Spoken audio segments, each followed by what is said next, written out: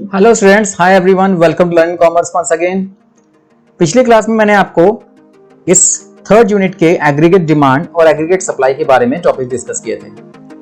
आज की क्लास में मैं आपको कंजम्पशन फंक्शन और सेविंग फंक्शन से रिलेटेड सारे कंसेप्ट्स और उसके डायग्राम कैसे बनाने हैं वो आपको आज समझाने जा रहा हूं। Okay, let's start.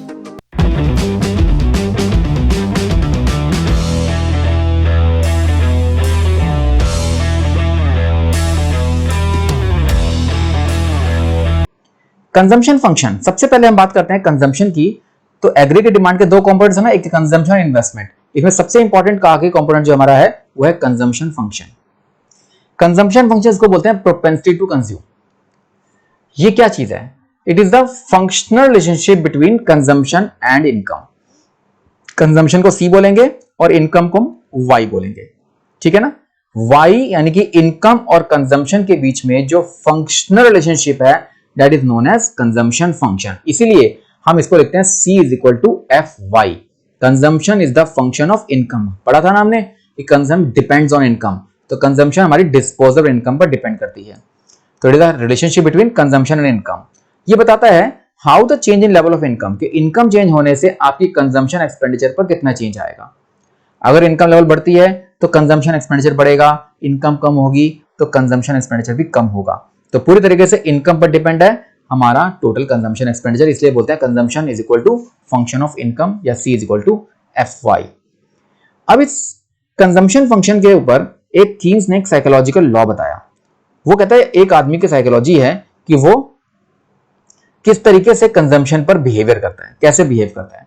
तो कीन्स का साइकोलॉजिकल लॉ ऑफ कंजम्पशन है, वो कहता है सबसे पहले at zero level of income, यानी अगर आपकी इनकम जीरो लेवल पर है तो आपकी कंजम्पशन कितनी होगी। कोई भी आदमी कहेगा कि इनकम अगर जीरो है तो इनकम भी, कंजम्पशन भी जीरो हो जाएगी, पर ऐसा नहीं होता। कम से कम कुछ ना कुछ तो सर्वाइव करने के लिए कुछ ना कुछ कंजम्पशन तो करनी पड़ती है ना। तो जीरो लेवल ऑफ इनकम पर कम से कम मिनिमम कंजम्पशन तो करनी ही पड़ेगी या करते ही हैं, which is required for survival. और इस मिनिमम सर्वाइवल वाले पॉइंट्स की कंजम्पशन को बोलते हैं हम ऑटोनॉमस कंजम्पशन। इस ऑटोनॉमस कंजम्पशन को हम आगे जाकर पढ़ेंगे C बार के नाम से। तो C तो हमारा हो गया कंजम्पशन और C बार हमारा हो गया ऑटोनॉमस कंजम्पशन, यानी कि जीरो लेवल पर कुछ ना कुछ को हमने कंजम्पशन करेंगे, उसको बोलेंगे हम C बार या ऑटोनॉमस कंजम्पशन, जो सर्वाइवल के लिए जरूरी होती है।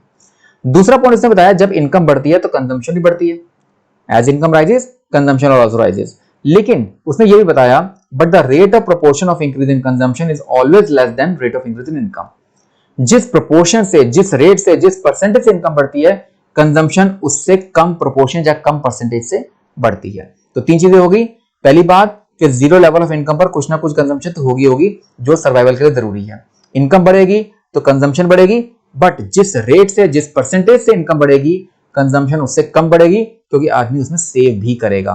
तो ये एक आदमी का साइकोलॉजिकल बिहेवियर है, इसको बोलते हैं साइकोलॉजिकल लॉ ऑफ कंजम्पशन। इसको एक टेबल के थ्रू, एक शेड्यूल के थ्रू देखते हैं। देखो, कंजम्पशन शेड्यूल हमने बनाया इनकम और कंजम्पशन का एक टेबल। जीरो लेवल पर कुछ ना कुछ कंजम्पशन है, हमने मान ली 60 कि जीरो पर कुछ ना कुछ कंजम्पशन है, इसको बोलेंगे हम ऑटोनॉमस कंजम्पशन, C बार। पहला पॉइंट बताया। दूसरा पॉइंट था जब इनकम बढ़ती है तो कंजम्पशन भी बढ़ती है। देखो 100 पर 150 की कंजम्पशन, 200 पर 240, 300 पर 300, 400 पर 350, 500 पर 390। जैसे जैसे इनकम बढ़ती जा रही है वैसे वैसे कंजम्पशन बढ़ती जा रही है। तो पहला पॉइंट क्या था कि जीरो लेवल पर कुछ ना कुछ कंजम्पशन होगी, जो तो हो गया ऑटोनॉमस कंजम्पशन। दूसरा पॉइंट बताया जब इनकम बढ़ती है तो कंजम्पशन भी बढ़ती है। तो इनकम बढ़ रही है, कंजम्पशन भी बढ़ रही है, कम नहीं हो रही है। लेकिन तीसरा पॉइंट बताया था कि जिस रेट से इनकम बढ़ेगी कंजम्पशन उससे कम रेट से बढ़ेगी। अब ये रेट या परसेंटेज का खेल क्या है? देखो, अगर हम यहां बात देखते हैं कि इनकम 100 से 200 हो गई तो इनकम बढ़ी डबल, पर कंजम्पशन 150 से 240 हुई है। ये डबल नहीं हुई, डबल होती तो 300 हो जाती, ऐसा नहीं हुआ। जिस परसेंटेज से इनकम बढ़ी है कंजम्पशन उससे कम परसेंटेज से बढ़ी। सिमिलरली ये इनकम देखो 300 से 400 हुई, यानी कि 33% बढ़ी। अब 33% बढ़ी है, लेकिन यहां पे कंजम्पशन देखो 300-350 हुई है, जबकि 300 का 30% 100 होना चाहिए था उसके बेस पर, तो उतनी नहीं बढ़ी। ओके, तो इसका मतलब जितने रेट से इनकम बढ़ी है कंजम्पशन उससे कम रेट से बढ़ रही है। ये एक साइकोलॉजिकल बिहेवियर जो है इसका थर्ड कंपोनेंट उसने बताया था कीन्स ने। तो ये कंजम्पशन शेड्यूल हो गया। इसी को अगर हम एक कर्व की शेप दें तो कैसे बनेगा, ये देखो, आप एक कर्व की शेप देते हो तो आप एक एक्स एक्सिस और वाई एक्सिस बनाओगे, ये O, ये X और ये Y। यहां पर आप लिखो इनकम जो कि आपका है Y, और यहां लिखो कंजम्पशन Y एक्सिस पर, इसको बोलेंगे हम C। अब जीरो लेवल पर कुछ ना कुछ कंजम्पशन है, यानी कि यहां पर, ठीक है, ये जो C, ये जो है यहां से यहां तक है, ये हमारी ऑटोनोमस कंजम्पशन है कि जीरो पर कुछ ना कुछ कंजम्पशन तो हम करेंगे। उसके बाद जैसे जैसे इनकम बढ़ेगी वैसे वैसे कंजम्पशन बढ़ेगी, लेकिन उस सेम रेट से नहीं बढ़ती है। इसका मतलब इसका जो डायग्राम बनेगा वो इस तरीके से बनेगा, दिस इज कंजम्पशन कर्व। तो ये स्टार्ट तो होगा यहां से, ये हमारे पास यहां से यहां तक जो लेवल है ना, इसको बोलते हैं ऑटोनोमस कंजम्पशन। तो हमने दोबारा एक डायग्राम को देखो, पहला पॉइंट था जीरो लेवल पर कुछ ना कुछ कंजम्पशन होगी, इसको मान के चलते हैं 60 है, ये मान लिया हमने, जैसे वहां पे लिया था 0 पर 60। मैंने प्लॉटिंग नहीं किया, मैं सिर्फ बता रहा हूं कि जीरो लेवल पर मान लो मिनिमम कंजम्पशन 60 किया, तो 60 से स्टार्ट किया, उसके जैसे जैसे इनकम 100, 200, 300, 400 बढ़ रही है तो कंजम्पशन भी आपकी ऊपर बढ़ती चली आ रही है। पर हमने जो लाइन बनाई है इस प्रोपोर्शन से बढ़ाई है कि जिस रेट से इनकम बढ़ रही है उस रेट से कंजम्पशन नहीं बढ़ेगी, कंजम्पशन बढ़ेगी पर उससे कम रेट से बढ़ेगी। इसीलिए यहां से स्टार्ट करके ये हमने कंजम्पशन कर्व की शेप बनाई है। आएगा तो अपवर्ड स्लोपिंग, लेकिन बिल्कुल इनकम के साथ साथ नहीं बढ़ेगा, ठीक है ना। तो ये हो गया कंजम्पशन कर्व, समझ आ गया। कंजम्पशन मीनिंग क्या है, प्रोपेंसिटी टू कंज्यूम क्या है, उसके साथ कंजम्पशन शेड्यूल के साथ कंजम्पशन कर्व कैसे बनाना है, ये आपको याद करना है, प्लॉटिंग नहीं करनी फिगर के साथ, क्योंकि यहां फिगर आप कुछ भी ले सकते हो, जैसे मर्जी इसको बढ़ा सकते हो, बढ़ाना जरूर है पर जैसे मर्जी बढ़ा सकते हो। जिस रेट से इनकम बढ़ेगी कंजम्पशन उससे कम रेट से बढ़ानी है, ये ऑटोमेटिक डायग्राम आपको ऐसे याद करके बनाना है। इससे जुड़े हुए हमारे दो कंसेप्ट्स हैं। There are two types of propensity to consume, number 1 average और number 2 marginal. Average propensity to consume जिसको बोलेंगे एपीसी, और मार्जिनल प्रोपेंसिटी टू कंज्यूम बोलेंगे एमपीसी। एपीसी इसका मीनिंग है it refers to ratio of total consumption by total disposal income, यानी total income और total consumption की जो रेशियो है that is known as average propensity to consume, जिसको simplify करेंगे AP is equal to C upon Y. आप C को Y से डिवाइड कर दो, कंजम्पशन को इनकम से, तो बन जाती है हमारी APC average propensity to consume. दूसरा marginal, marginal propensity to consume का मतलब होता है चेंज इन कंजम्पशन और चेंज इन इनकम के बीच में ratio. It is a ratio of change in consumption by change in disposal income, यानी कि अगर हम इसको सिंबल देंगे तो MP is equal to delta C upon delta Y, means change in C upon change in Y. देखा था हमने कि जब इनकम बढ़ती है तो कंजम्पशन बढ़ती है, पर जितनी इनकम बढ़ेगी और जितनी कंजम्पशन बढ़ेगी उन दोनों की अगर रेशियो ले ली जाए तो बोलते हैं इसको मार्जिनल प्रोपेंसिटी टू कंज्यूम। एक चीज ध्यान रखनी पड़ेगी, आगे जाके पढ़ेंगे कि एमपीसी की वैल्यू हमेशा 0-1 के बीच में आती है। इसके फीचर बताऊंगा आपको मैं बाद में, लेकिन अभी सिर्फ फॉर्मूला देखो कि एपीसी का मतलब सी अपॉन वाई और एमपीसी का मतलब delta C upon delta Y, मतलब change in C upon change in Y. Okay, दो कंसेप्ट हो गए type of propensity to consume के। अगला कंसेप्ट जो हमारा है वो है सेविंग फंक्शन। मैंने जैसे कंजम्पशन फंक्शन के बारे में बताया, ऐसी सेविंग फंक्शन भी है। अब सेविंग भी इनकम पर डिपेंड करती है। It refers to functional relationship between saving and level of income. Income बढ़ेगी तो सेविंग बढ़ेगी, जैसे इनकम के साथ कंजम्पशन बढ़ रही है तो सेविंग भी बढ़ेगी।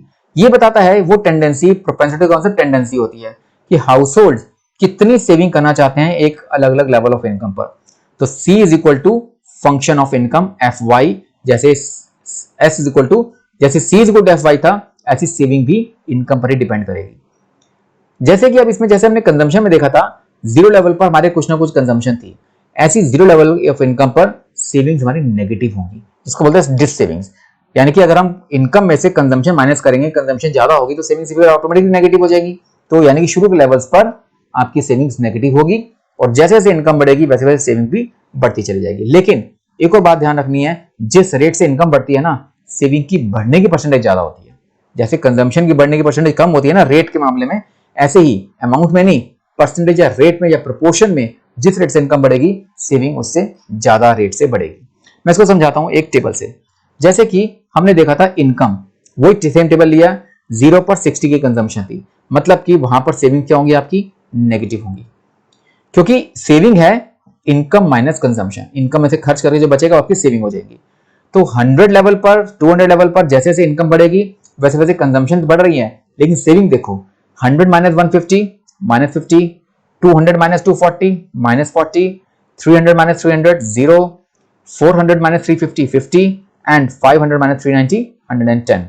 ये हमारे पास हो गया सेविंग्स का शेड्यूल। तो यहां पे हमने क्या देखा, पहला पॉइंट क्या था कि इनिशियल लेवल्स पर यानी कि शुरू के लेवल्स पर हमारी सेविंग नेगेटिव होंगी। ये हमारा नजर आ रहा है कि शुरू के लेवल्स पर या जीरो लेवल पर आपकी सेविंग नेगेटिव है। फिर हमने पढ़ा सेकंड पॉइंट कि जैसे जैसे इनकम बढ़ेगी वैसे वैसे सेविंग भी बढ़ती जाएगी। बिल्कुल, जैसे इनकम बढ़ रही है सेविंग भी नेगेटिव से पॉजिटिव होती है, बढ़ती चली आ रही है। लेकिन तीसरा पॉइंट बताया था मैंने आपको, जिस रेट से इनकम बढ़ती है सेविंग की परसेंटेज की बढ़ने रेट ज्यादा होती है। कैसे? आप इस पॉजिटिव वाले पॉइंट को देखो, 400 से 500 लगभग, हाँ लगभग क्या 25% आपकी इनकम बढ़ी है। लेकिन ये जो सेविंग की बढ़ने की है वो 50 से डबल से भी ज्यादा हो गई है, यानी 100% ज्यादा बढ़ गई है।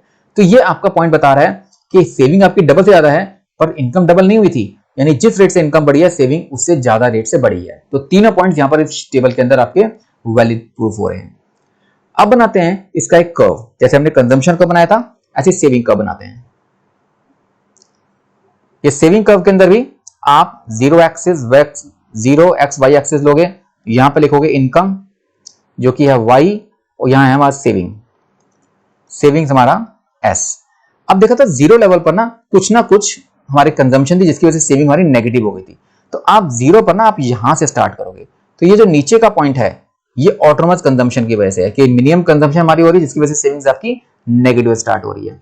उसके बाद जैसे जैसे इनकम बढ़ेगी सेविंग्स बढ़ेंगी और ये जो सेविंग कर्व है वो आपका इस तरीके से आपको आ जाएगा। तो ये सेविंग कर्व बन जाएगा आपका। तो कंजम्पशन कर्व हमने बनाया था यहां से ऊपर से और ऊपर लेके गए थे पॉजिटिव स्लोप। यहां पर आपको नेगेटिव से स्टार्ट करना है। नेगेटिव कितना है? जितना हमारा सी था, ऑटोनमस कंजम्पशन था शुरू में, उतना ही हमारी सेविंग नेगेटिव है। यानी कि जितना कर्व, अगर आप कंजम्पशन कर्व देखते हो तो जितना ऊपर से स्टार्ट किया है ना कंजम्पशन कर्व, सेविंग कर्व उतना ही नीचे से स्टार्ट करना है, क्योंकि जितना 60 ऊपर है उतना ये -60 है। तो ये पॉइंट आपका -60 का है और ये पूरा लेवल जो है, ये पूरा जो लेवल है ये हमारा माइनस ऑटोनमस कंजम्पशन है। ऊपर ऑटोनमस कंजम्पशन पॉजिटिव था, ये नेगेटिव है। ये -60 स्टार्ट किया, यहां पर सेविंग 0 हो गया, उसका सेविंग आपकी बढ़नी शुरू हो गई। तो ये कर्व आपको याद करना है सेविंग्स कर्व का, और वो था हमारा कंजम्पशन कर्व का। इसी तरीके से जैसे हमने प्रोपेंसिटी टू कंज्यूम के पॉइंट्स पढ़े थे, ऐसी प्रोपेंसिटी टू सेव के भी दो पार्ट्स हैं, एक एपीएस यानी एवरेज प्रोपेंसिटी टू सेव और एक MPS means marginal propensity to save. Average propensity to save का मतलब है it refers to ratio of total saving and total income. Total income और टोटल सेविंग्स के बीच में आप रेशियो निकाल लो, that is known as APS, S upon Y. ठीक है, ऐसे ही MPS it refers to change in saving and change in income की ratio. Delta S upon delta Y is known as MPS. तो हमने देखा था एपीसी अगर सी अपॉन वाई था तो एपीएस हमारा एस अपॉन वाई है। एमपीसी अगर delta C upon delta Y था तो एमपीएस हमारा delta S upon delta Y है। फिर मैंने बताया था कि एमपीसी की वैल्यू जैसे 0-1 के बीच में होती है, एमपीएस की वैल्यू भी हमेशा 0-1 के बीच में ही होगी, ध्यान रखना। तो ये हमारे पास कंजम्पशन फंक्शन और उसके कंपोनेंट्स, उसके शेड्यूल, उसका कर्व देखा, ठीक। और उसी तरीके से एमपीएस सेविंग के अंदर भी एपीएस एमपीएस के सारे कंपोनेंट्स, शेड्यूल और कर्व देखा। अब इसमें से एक टॉपिक और जो इंपॉर्टेंट है वो है एपीसी और एपीएस में रिलेशनशिप।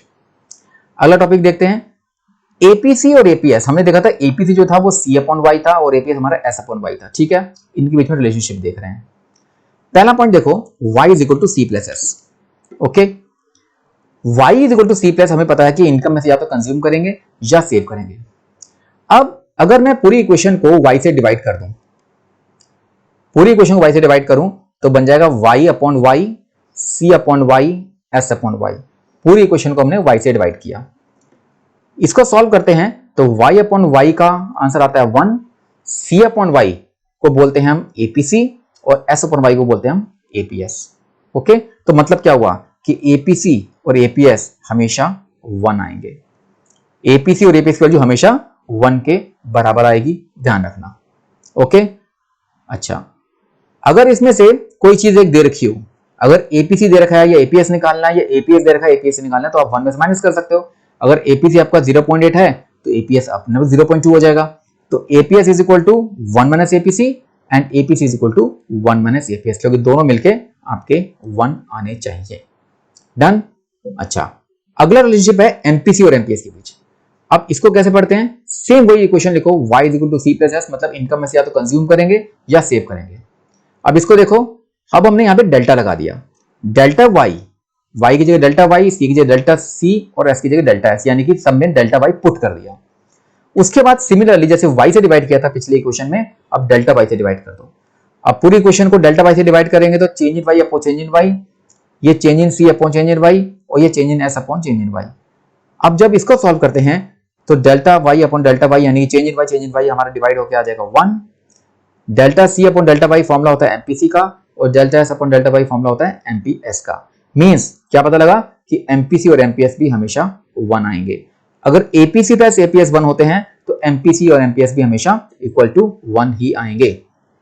सिमिलरली जैसे वहां पे देखा था कि एमपीएस निकालना हो तो 1 में से एमपीसी माइनस कर दो और एमपीसी निकालना हो तो 1 में से एमपीएस माइनस कर दो। ओके, तो ये हमारे पास रिलेशनशिप होगी एपीसी एमपीएस के बीच में, यानी कि इन दोनों का सम 1 आएगा और ऐसी एमपीएससी और एमपीएस के बीच में भी आंसर जो आएगा प्लस करके 1 आएगा। अब मैं आपको इसको एक कैलकुलेट करके दिखा रहा हूं एक टेबल में। हमने एक टेबल लिया था, शेड्यूल लिया था, y इज इक्वल टू 0, 100, 200, 300, 400, 500 सारी फिगर्स ली थी और c की फिगर्स मैंने ली थी 60, 150, 230, यानी कि जैसे जैसे इनकम बढ़ रही है वैसे वैसे कंजम्पशन बढ़ती चली जा रही है। और सेविंग कैसे ली थी, सेविंग निकाली थी हमने इनकम में से कंजम्पशन माइनस करके, 0 माइनस 60 माइनस 60, 100 माइनस 50 माइनस 50, फिर माइनस 30, ऐसे 0, 400 में से 350 माइनस किया 50 और 500 में से 390 माइनस किया 110। ये हमारा सेविंग का शेड्यूल बन गया, ये सी का हो गया। अब निकालने 4 चीजें, एपीसी, एपीएस, एमपीसी, एमपीएस।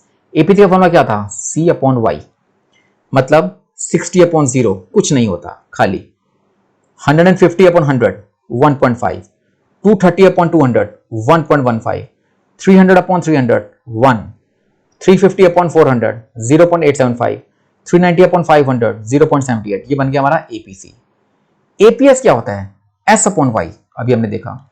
अब एस अपॉन वाई यानी कि minus 60 upon 0 nothing, minus 50 upon 100 is minus 0.5, 230 minus 30 upon 200 minus 0.15, 0 upon 300 S upon Y हमारा 0, 50 को डिवाइड करेंगे 400 से तो 0.125 आएगा और 110 को डिवाइड करें 500 से तो आंसर आएगा 0.22।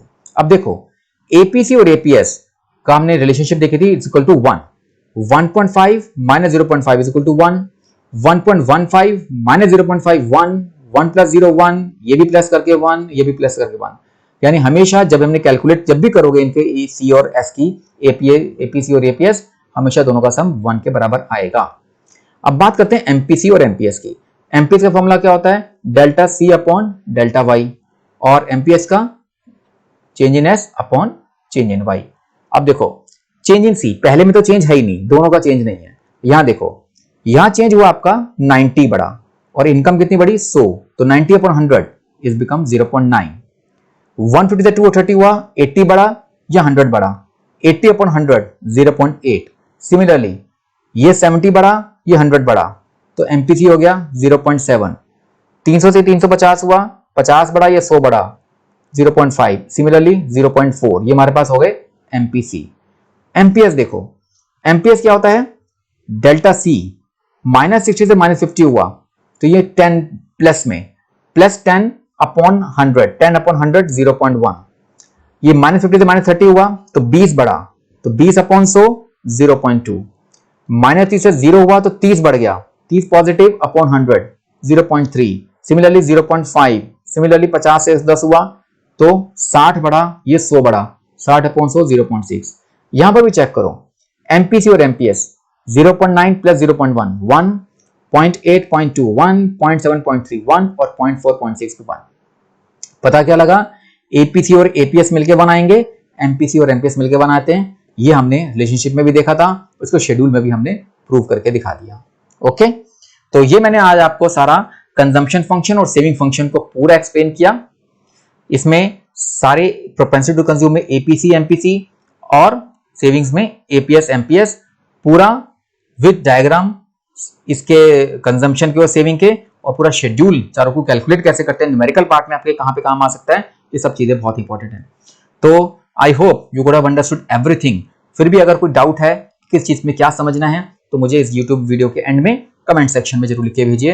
आई will try to solve your all the queries.